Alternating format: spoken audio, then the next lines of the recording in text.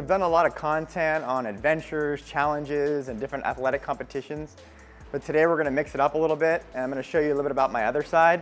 I'm actually a sports medicine board certified physician, and I want to show you into our San Clemente office. Let's head on in.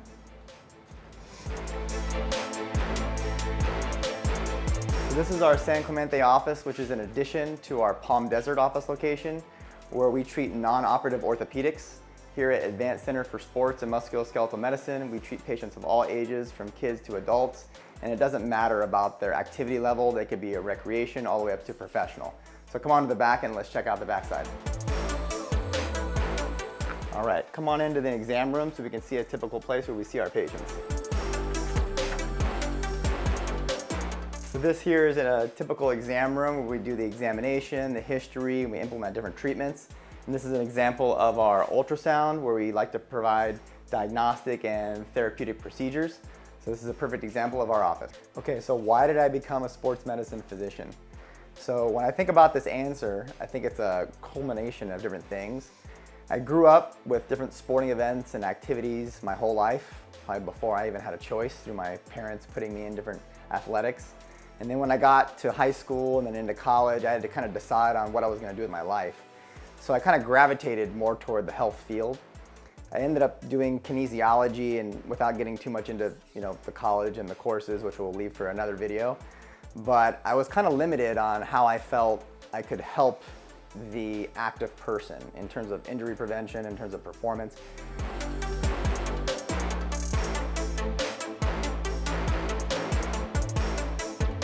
And so I kind of had this quarter-life crisis, what am I going to do?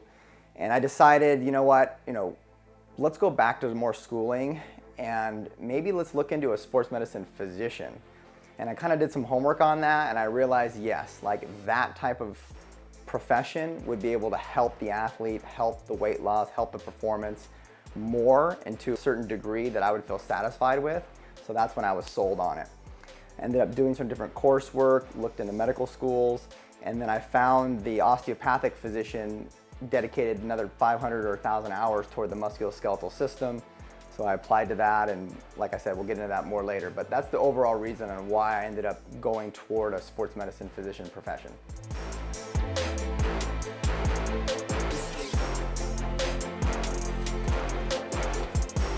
So it's nice, I'm sitting here in street clothes. You're able to see the softer side of me. I'm also glad we just got to take the tour of the office. So you got to see the sports medicine side. And then also circling back around to the challenge adventure side, we've done a whole bunch of cool things. Just to recap those real quick, we've done the sprint triathlon, we've done a half marathon now twice, and we've also done a half Ironman. And then the most recent adventure challenge we've done is the sub 4 hour, or the attempt for the sub 4 hour marathon, which is to be continued because we are going to get that sometime in the future here. But I want to lead this into a segue of, what are we doing next? What is the next challenge that we're going to try to tackle? So what that is going to be San Gorgonio mountain hike. And what that is it's going to be 7,000 to 11,500 feet elevation. It's a full day hike. And so the thoughts, the attitude toward this adventure is going to be more camaraderie. It's going to be more fun. It's going to be hopefully a little group of people. They're going to share this experience together.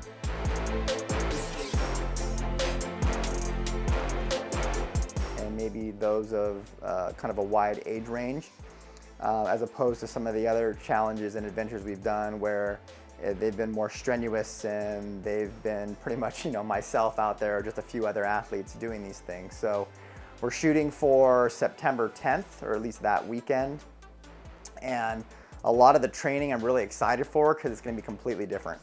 So we're going to be using weighted vests to simulate our day packs and our bags we're going to be carrying, because we're going to be carrying our own water and food.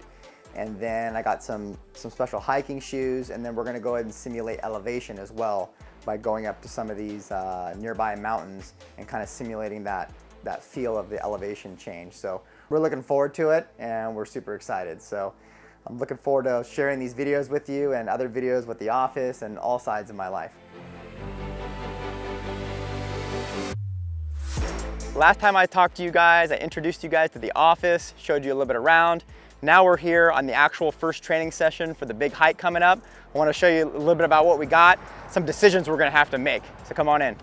So one of the things I'm kind of concerned about is what kind of footwear I'm going to be using for this hike.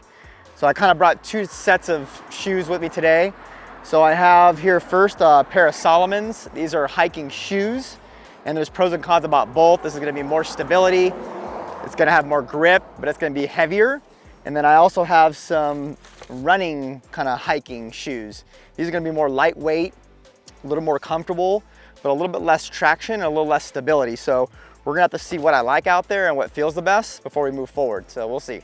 So one of the key training points I think is going to be doing a long all-day hike under load. So I'm going to have a day pack on, which we're estimating to be 20, 30 pounds. So we're going to try to simulate that the best we can for preparation and training. So we went out and bought a weighted vest. This weighted vest has some nice padding on the shoulders, and then it also has both front and back compartments where we can place different weights. In each of these, you pop open the top Velcro, and then in each of these slots, a 6-pound sand can be placed. So you can adjust this from 0 pounds up to whatever that is, 50, 60 pounds. And so we're gonna use that to our advantage, maybe start low and kind of work our way up so we can kind of simulate actual hike day. But I think this is gonna be real important for us.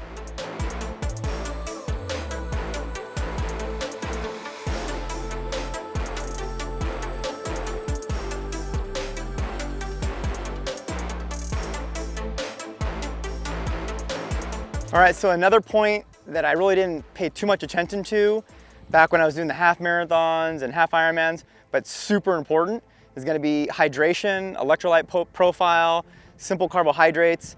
So what I brought here today was what the Ironman endorses and what Ironman uses, which is the Gatorade Endurance product. And then I also brought what the LA Marathon and some other local marathons use on their course. They provide a Noon Endurance formula. They're about the same, but they're slightly different.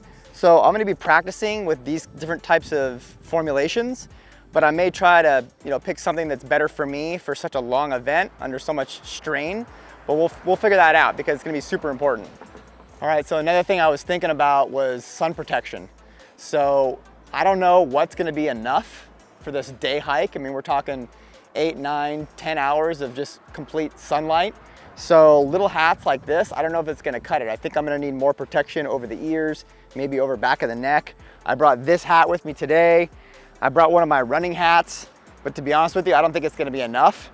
So I'm probably gonna have to go back to REI or some of these other hiking stores and purchase something with a little more protection. So we'll find out though.